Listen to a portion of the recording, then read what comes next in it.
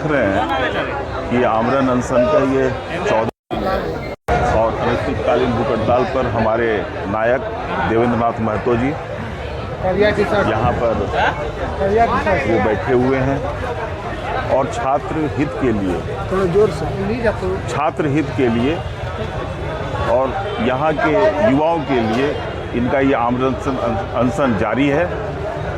और हम लोग, अगर ये सरकार नहीं झुकती है तो 10 तारीख को हम लोग विधानसभा का घेराव करेंगे।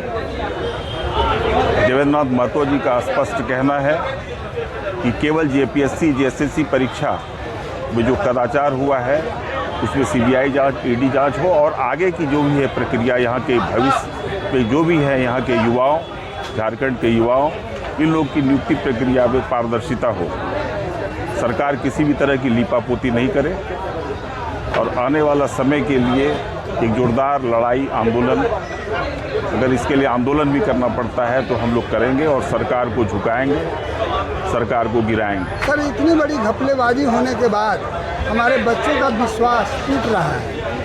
उनको लगता है मुझे नौकरी नहीं मिलेगी। इसका विश्वास कैसे बढ़ाया जाए?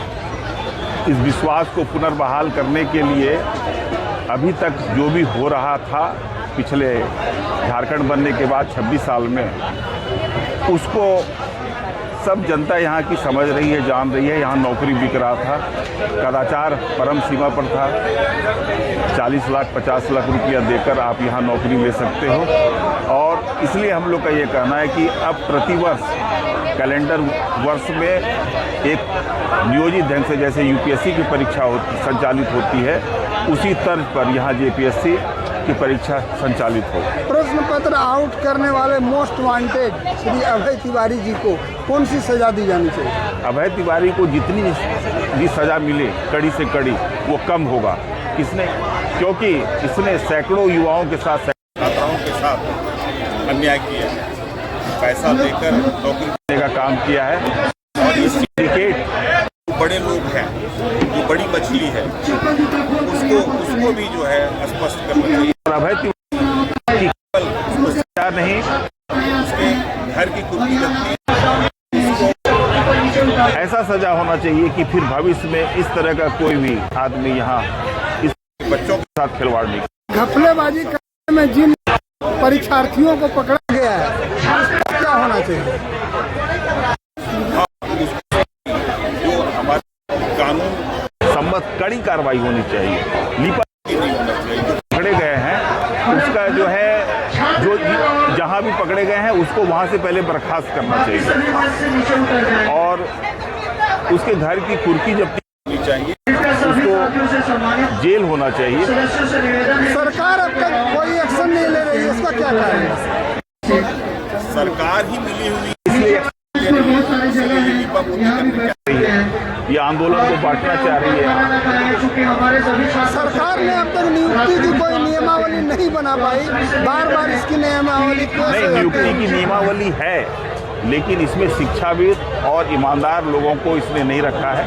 अपने ढंग से अपने लोगों को इसमें रखकर और इस पूरी प्रक्रिया में अपने लोग को रखकर पैसा कमाने का एक जरिया भर है इनका, और अपने लोगों को ऑबलाइज करने, अपने परिवार के लोग को ऑबलाइज करने का है ये साधन। इसको त्याग पत्र दिए जेपीएससी के अध्यक्ष ने कहा कि मेरा कमीशन सरकार को जाता था, इस पर क्या बोलना चाहेंगे? इस पर तो मुख्यमंत्री को कितने बेशर्म है कि उनके द्वारा जो है अधिकृत अधिकारी जो अध्यक्ष है वो उनका नाम ले रहा है।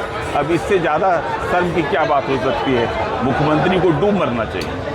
सर, आप इन जो अनशनकारियों के प्रति आप क्या संदेश देना चाहेंगे?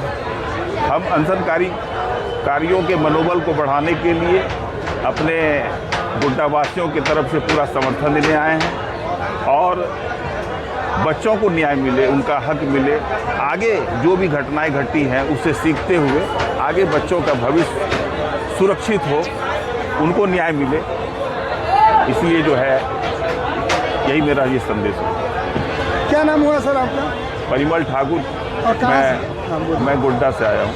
गोड्डा से, धन्यवाद। परिमल ठाकुर जी हो गया, जो एक सामाजिक कार्यकर्ता और एक क्षेत्रीय दल से जुड़े हुए हैं, साथ ही शिक्षक नेता के रूप में जो गोड्डा से चल के आए हैं मैं दिख रहा हूँ इस धरना स्थल में। मैं इनको अपने चैनल में जुड़ने के लिए बहुत बहुत बधाई देता हूँ।